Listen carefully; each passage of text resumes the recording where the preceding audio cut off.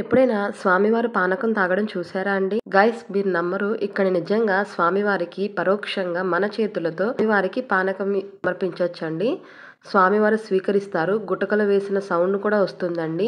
ఇక్కడికి ఎంతో మంది భక్తులు వేల కొద్దీ వస్తుంటారు. వాళ్ళ కోరికలు నెరవేర్చుకుంటారండి. ఈ దేవాలయానికి రాగానే మనసు ఎంతో పులకరిస్తుంది. స్వామివారికి పానకం ఇచ్చే దగ్గర నుంచి స్వామివారు స్వీకరించి మళ్ళీ నా చేతికి పానకం కొండ వచ్చే వరకు కూడా నాకు గూస్ బంప్స్ వచ్చినాయండి. చాలా అంటే చాలా మనసుకు ప్రశాంతంగా ఉందండి. పరోక్షంగా మన చేతులతో స్వామివారికి నివేదన చేయడం, స్వామివారు స్వీకరించడం అది ఎంతో సంతోషాన్ని ఇస్తుంది కదండి. ఇది క్షేత్రంలో స్వామివారి స్వయంభూ అండి.